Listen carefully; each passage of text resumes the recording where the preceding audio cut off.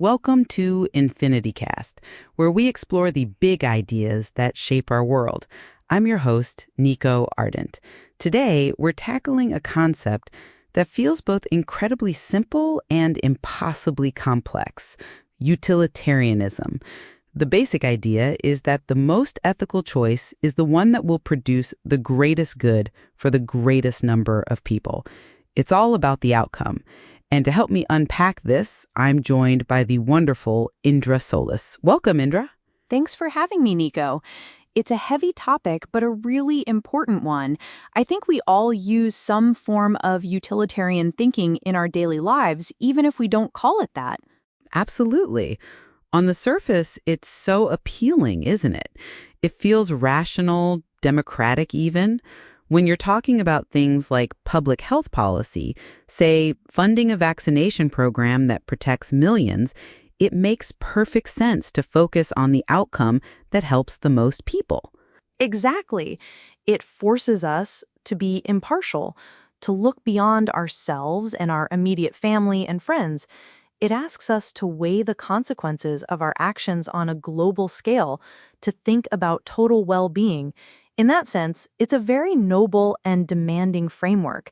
It's not about what makes me happy, but what makes the world happiest. But, and there's always a but with these big ideas, this is where the cracks start to show. The strict focus on consequences can lead us down some very dark paths.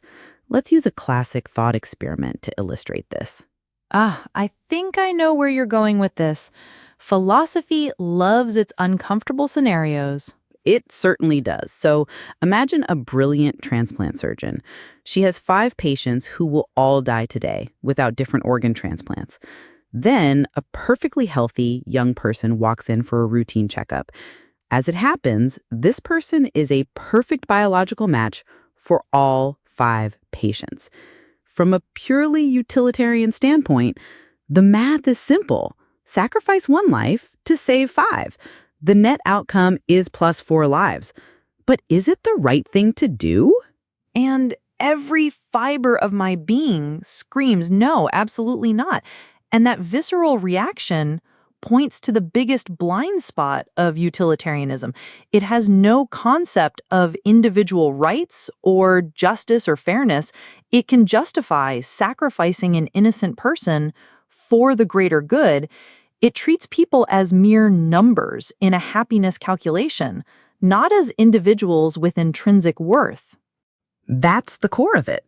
The ends justify the means, and if we accept that logic, we could justify a tyranny of the majority, where a minority group is oppressed because it benefits the larger population. It completely separates the morality of an action from the action itself, focusing only on the result. So, is it useless then? Should we just throw it out? I don't think so. I think it's an incredibly valuable tool, but maybe not a complete moral rule book. It's a critical lens for analyzing policy and personal choices. It forces us to think about consequences, which is undeniably important. I agree. Perhaps its true value isn't in providing the final answer, but in forcing us to balance its logic against other crucial values, like compassion, human rights, and justice. The greatest good is a worthy goal, but we have to be so careful about how we get there. And maybe that's the point.